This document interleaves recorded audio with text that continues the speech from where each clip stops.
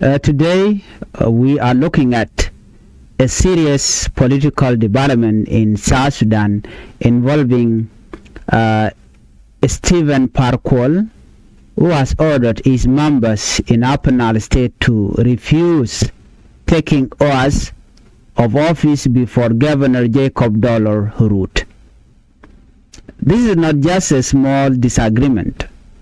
It is a direct political challenge that touches the core of the peace agreement and the stability of the region. This situation raises a big question. Who has authority? Is the peace agreement being respected? And what does this mean for ordinary citizens? South Sudan has been operating under the revitalized peace agreement on the resolution of conflict in South Sudan, which is meant to share power among different political groups after a year of conflict. One of the key actors in this agreement is the Sudan People Liberation Movement in opposition, originally led by first Vice President Dr. Riek Machar. But now we are seeing division inside SPLM-IO itself. Stephen Parkwall lead a breakaway faction, and that creates confusion about who represent the movement.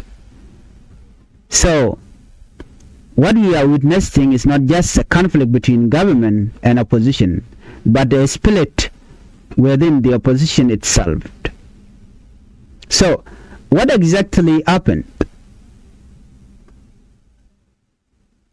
Here is what happened. President Salva Kiir Mayardit issued decrees reshaping leadership in Upper Nile State. New members were appointed to the State Legislative Assembly. Some SPLM-IO members were selected for the position, including deputy speaker roles. But then interim chairman Stephen Parkwall stepped in and say, do not take the oaths before the governor.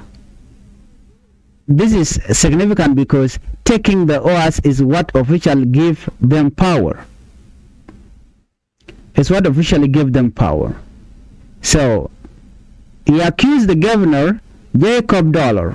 Stephen Parkwall accused Governor Jacob Dollar of violating the peace agreement by making an appointment without proper consultation. He even warned that any member who disobey his order will face disciplinary action. Well, this situation revealed three major problems. Number one is power struggle within SPLM-IO. There's no unified leadership. When faction give conflicting order, it weakens the entire movement. Second, weak implementation of the peace agreement. The other axis depend on trust and consultation. If leader bypass procedures, other will resist. Third is institution confusion. Who do these appointed members listen to? The president, the governor, or the faction leader? This confusion creates paralysis in governance. When leader fight over position, governance stop, and when governance stop, the people suffer. So let's look at the impact on people, on the people they are leading. Let's not forget the people of Upper Nile. They are already dealing with insecurity, displacement, and lack of services. Now, political leaders are fighting over position instead of solving real problem. This creates frustration, especially among youth who are already struggling with unemployment and instability.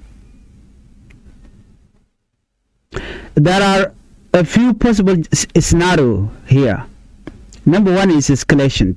If factions continue to challenge each other, tension could grow and even turn violent. Second is negotiation.